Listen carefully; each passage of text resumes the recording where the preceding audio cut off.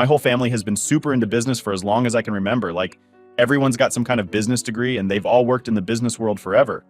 But the thing is, they always worked for someone else and never really did their own thing. So when I decided to shake things up and start my own business, it was a pretty big deal. I was stepping out on my own, doing something none of them had tried before. I had this idea for a startup, something I was really passionate about, and I wanted to make it a reality. I knew I needed some help, especially with finding people willing to invest money into my idea to help it grow. So, I turned to my family for support. I specifically asked my uncle and my brother for a big favor. If they could find people to invest in my startup, I'd give them a part of the company. Honestly, I wasn't sure how it would go, but to my surprise, they came through with some amazing investors. And that was just the beginning. After they found investors, they didn't just step back and watch. They got really involved, throwing out ideas and advice, and really helping me build the business from the ground up. It was awesome to have their support and to see them get so into it. Fast forward a bit, and all that hard work paid off big time. Within just 2 years, my business totally took off. It was way more successful than I'd even hoped. And as the business grew, my family got even more involved. They started hanging around a lot, spending tons of time with me while I worked. It was pretty cool to see how something I started not only became a big success, but also brought my family closer together in a way we hadn't been before. So here's where things get even more interesting. I was over the moon because I love my family to bits, and seeing them get so into the business to the point of quitting their own jobs to join me was just amazing. I thought, wow, they're really here to help and grow together. Having people I trust so much working with me felt like hitting the jackpot. For a while, everything seemed perfect. Even the arguments I used to have with my brother just stopped. It was like our rocky relationship suddenly got all smooth and fixed up. I saw all of this as a super positive thing. I was really proud and happy, thinking it was all thanks to the business I started. It felt like the business was this magic thing that was making all these good changes in my life. But, as it turns out, things weren't as perfect as they seemed. While all these good vibes were happening, something else was brewing that I didn't see coming. My family, the ones I trusted the most, were about to shake things up in a way I never expected. Wow. Looking back, I realize I was completely off the mark. Reflecting on it now kind of stings, because I was so caught up in worrying about all the wrong stuff. I put all my trust in my family, right?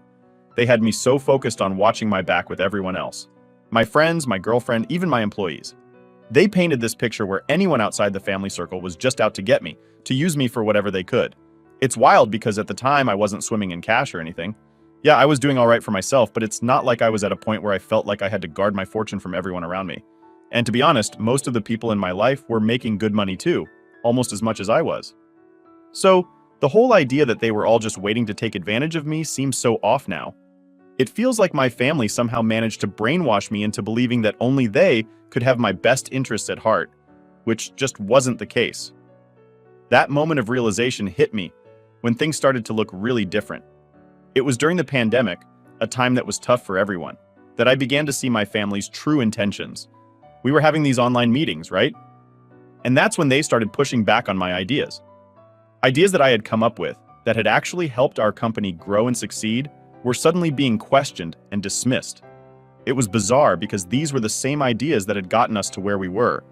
But now, all of a sudden, they weren't good enough anymore. And as if that wasn't enough, my relationship with my brother began to fall apart too. We were really close, and then we just weren't. The workplace, which used to be this safe haven for me, somewhere I loved being and felt proud of, started to turn into a source of stress. I mean, it was supposed to be the place where I could be creative and make things happen. Instead, it became a place that made me feel anxious and even caused panic attacks because of the tension and the negative vibes. It was like everything I had built and loved about my work was starting to crumble around me. It was a really tough spot to be in because my family members owned nearly as much of the business as I did. They used their stakes in the company to corner me in one of the harshest ways imaginable. During a meeting about how to cut costs due to the lockdown, which included letting some staff go because they weren't needed, my name came up. Yeah, you heard that right. My own name was on the table for discussion. My uncle, someone I had practically schooled in how this business works, argued that my brother was now the one running most of the show. So he suggested it would only make sense if my brother took over my role. I couldn't believe what I was hearing. It was like a bad dream. And then, as if that wasn't shocking enough, my dad chimed in. He said I should either step down voluntarily or accept a demotion. I was dumbfounded. This wasn't just a professional betrayal, it was personal. These were the people I trusted most in the world, suggesting I was the one who should be cut loose. The very idea that I could be seen as expendable in the company I poured my heart and soul into creating was heartbreaking and surreal. That moment was a real punch to the gut. I was rendered speechless as I watched my own family, who I thought loved and supported me, vote me out without a second thought. It was like a light bulb moment, but the realization came crashing down hard and too late. So I made the decision to resign. Some might say I should have fought harder, stood my ground, but that's just not me. I couldn't see myself thriving or even being remotely happy in such a toxic environment. I needed to break free to breathe and rebuild away from all that negativity. So I took a leap into something new. I started working on a new project, which wasn't easy. It took years of my life, drained my savings, and pushed me to my limits. I even had to move houses to cut down on expenses. But I kept at it because I believed in what I was doing. Thankfully, all that effort wasn't for nothing. By the time the world was starting to open up again after the lockdown, my new business was ready to go. Starting over wasn't easy, but it taught me a lot about resilience and the importance of being true to myself. It was the beginning of a new chapter, one where I was in control and could build something positive without the shadow of family betrayal hanging over me. It's amazing how life can do a complete 180 when you make bold decisions. The new business didn't start showering me with profits right off the bat. It took a solid year before I began to see the fruits of my hard work. But from the get-go, it was clear that this venture was on a trajectory to outperform my first business. Finally, I felt genuine happiness again, surrounded by people I chose to be with, my new family made up of friends and colleagues who supported me through thick and thin. The moment I walked away from my old business, I also walked away from my biological family. To me, it was as if they ceased to exist. My mom, my brother, my uncle, my aunt, all of them became strangers to me. They watched me struggle and suffer, yet none of them reached out even once. It was as if they were all gone from my life, just like that. This estrangement extended to the business we once shared. I completely cut off any interest or information about its well-being or progress. It was a clean break, not just from the people who hurt me, but from a past that no longer aligned with who I wanted to be and where I was headed. The discovery of my brother's resume among those shortlisted for a high-level position in my new company was nothing short of astonishing. It was bewildering to think that he, essentially a co-owner of what used to be our family business, would be looking for employment elsewhere. The situation was filled with irony and raised a whirlwind of questions in my mind. Why would he need another job? What had happened since I left? I decided that I had to be the one to interview him. I needed to understand the circumstances that had led him to this point. The day of the interview arrived, and when my brother walked into my office, the sight of him was startling. The stress and the years seemed to have taken a heavy toll on him. He looked as if he had aged far beyond his years in the short time since our paths had diverged. The moment he saw me, his reaction was one of sheer shock. Despite the surprise, he attempted to maintain his composure, an effort that spoke volumes about the complexity of emotions and perhaps the hardships he had been enduring. It was clear that this interview was going to be about more than just a job opportunity. It was a chance for revelations, for understanding what had transpired in the time we had been apart, and possibly for closure or a new beginning. So, I was in this really awkward situation where I had to interview my brother for a job at my new company. I tried to keep things as normal as possible during the interview, but deep down I was struggling. It was tough because all the bad stuff he did to me before just kept playing over and over in my mind. It was like watching a movie that you can't pause. And then, when we were wrapping up, I ended up saying something to him that he had said to me a while back. It was about how he might not be the best fit for this particular job and maybe he should try for something a bit less fancy. Well, he definitely remembered me saying that because he got super mad right away. He started saying how I was being really unfair and letting my personal feelings mess up my judgment.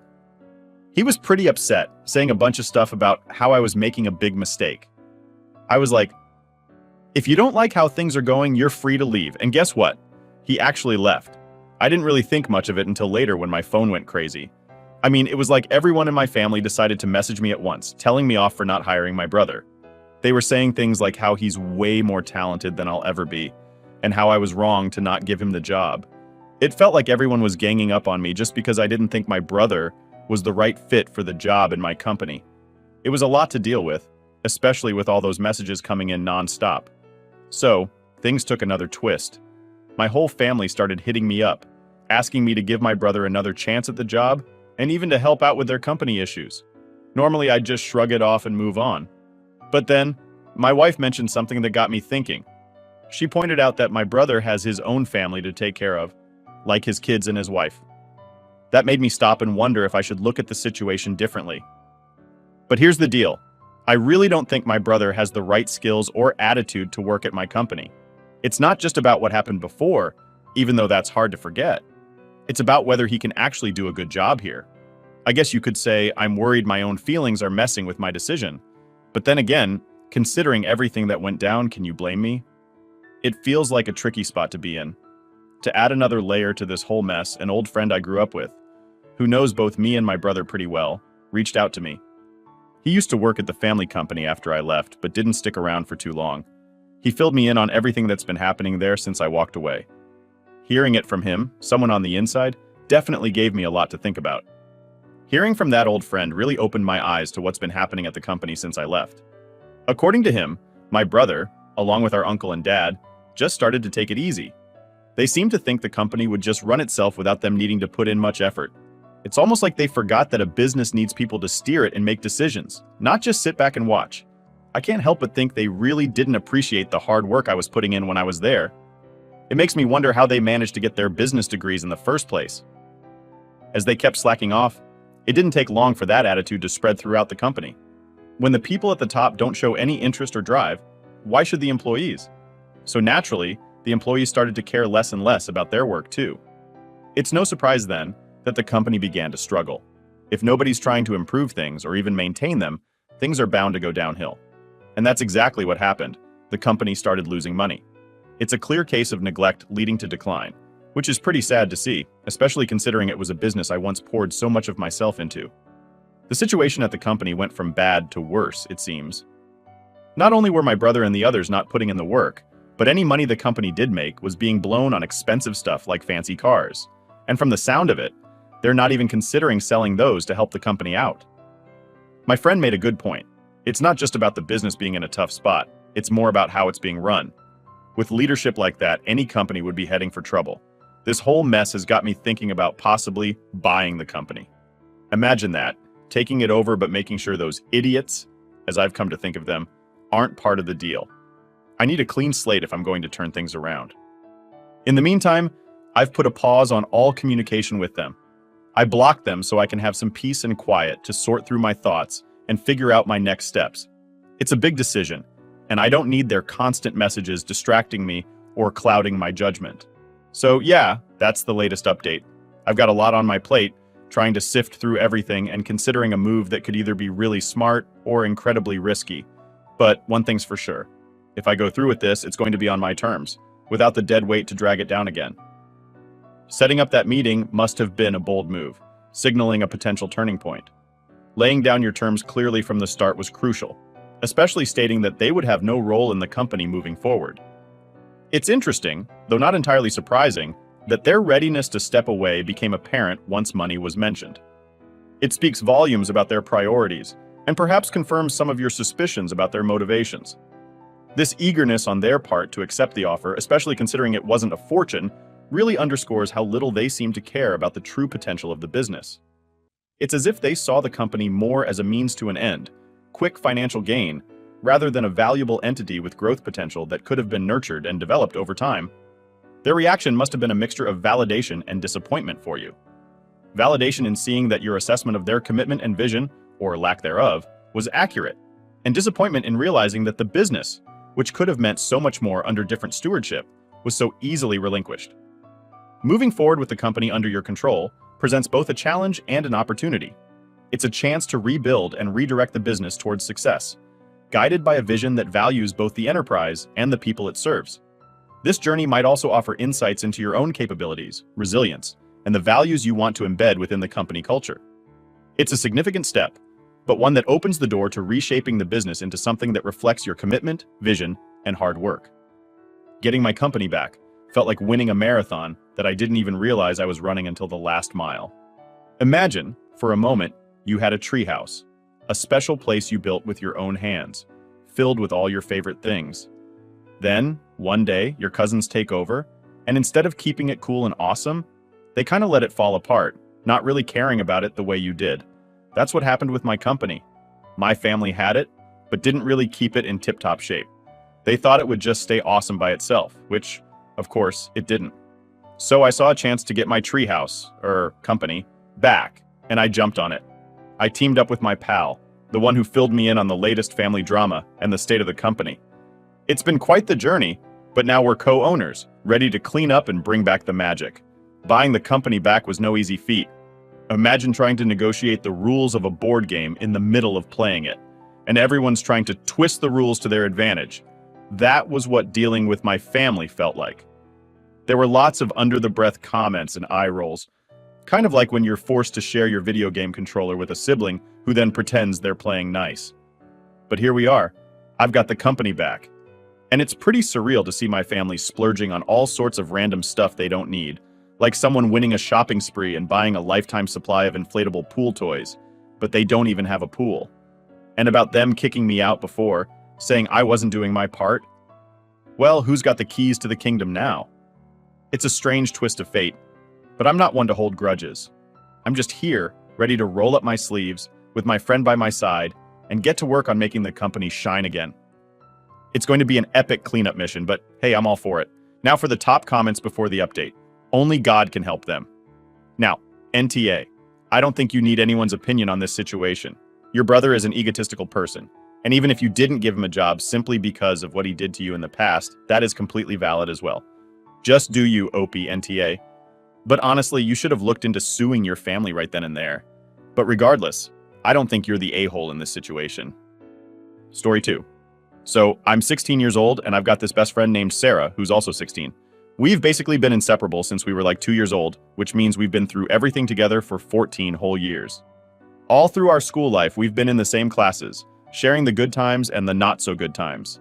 Sarah's kind of like a star in school. It seems like every guy has a crush on her.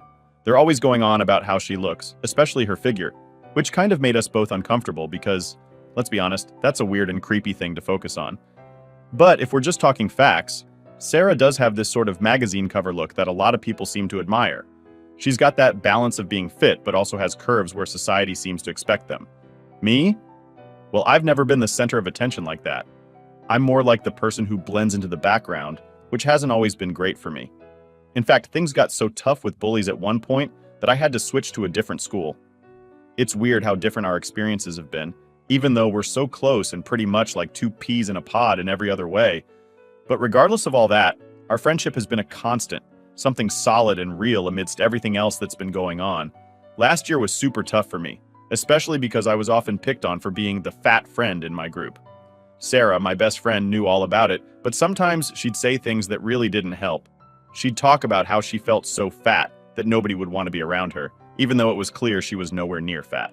She even mentioned having anorexia and sort of bragged about it, which was really confusing and upsetting for me. At the time, I took her words at face value and believed she was struggling with anorexia because it seemed to become a big part of how she saw herself. After I moved to a new school, things started to change for me, including my weight. I managed to lose about 35 kilograms, that's around 77 pounds. Just to give you an idea, I was 5'8" and weighed about 198 pounds, which is around 90 kilograms.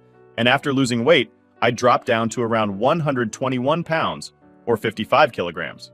Sarah is the same height as me, 5'8", but she weighs around 143 pounds, or 65 kilograms. I've got to be honest, the way I lost the weight wasn't something I'm exactly proud of. It's complicated, and looking back, I wish things could have been different. But, well, it is what it is. I'm just trying to move forward the best I can. After months of hard work and not seeing Sarah in person, just staying in touch through texts and video calls, her birthday came up. She invited me over the day before her big party to have a smaller celebration with just her close family. When I arrived, Sarah's mom was totally surprised by how much weight I had lost. She was so used to seeing me heavier than Sarah, so seeing me in a completely new light made her react big time. She kept complimenting me, talking about how different I looked, and even Sarah's dad joined in. It was a bit much for me, and honestly, I felt super awkward about it. I tried to steer the conversation away from my weight loss, but it kept coming back. Sarah, on the other hand, was not having a good time at all. She seemed really upset throughout the day, and after I left, she sent me a text that hit me like a ton of bricks. She called me selfish and an asshole for overshadowing her birthday, accusing me of not caring about her struggles with anorexia. But the thing is, I never even brought up my weight loss. I did my best to change the subject whenever it came up because the last thing I wanted was to make her feel bad or steal the spotlight. It's tough because I think Sarah's reaction might be more about her own feelings than what actually happened. It seems like she's struggling with the fact that the roles have kind of reversed, and now I'm the one getting all this attention for my appearance, which used to be her thing. It's a tricky situation because I never wanted to make her feel upset or jealous. I just wanted to feel better about myself. Now for the top comments, NTA. But Opie, I just want to say that the fitness I ever was after losing a loved one and not being able to eat. It still blows my mind at all the compliments I receive, and I was truly at my sickest emotionally. So just keep in mind that people like this might not be good for whatever you have going on. Sarah doesn't sound like a real friend. I'd be blocking her and moving on from that toxicity, and I hope you're working with someone who is helping you to stay healthy. As for this situation, NTA, it's sad. Sarah and her family are this focused on the child's weight. Please just focus on yourself. NTA sounds like she relished having a fat friend to make herself look good. Funny how she doesn't mind you not receiving attention, but now the roles are reversed. It's all your fault, and not the fault of the people making a big deal out of it. It also sounds like her parents are probably very critical of her weight growing up, which also really sucks. Story 3. So, I have this sister, right? We were pretty close once upon a time, even had the same group of friends and everything. My best friend at the time was also super close to her, but things got really weird and bad when I was about 16. Here's what happened. My best friend started dating this guy who, for some reason, ended up liking me instead. I didn't even know about it. But then, out of nowhere, my friend turned super mean towards me. She started bullying me really, really badly. It got so out of hand that after just 2 months into the school year, I had to switch schools. Why? Because she told everyone some super private stuff about me. Stuff that nobody should share, like how I was struggling with an eating disorder and social anxiety. It was so bad that I had some really embarrassing moments at school, like on the very first day and during a big school event. It was a super tough time, and that's why my sister and I don't really talk anymore. Our relationship just hasn't been the same since all of that went down. So, after all that bullying started because of the guy and my former best friend sharing my secrets, things got even more intense for me. You see, the stress from all this drama would sometimes make me have really bad anxiety attacks. These were personal things my so-called best friend knew because, well, she was supposed to be my best friend. Instead of keeping it between us, she told everyone.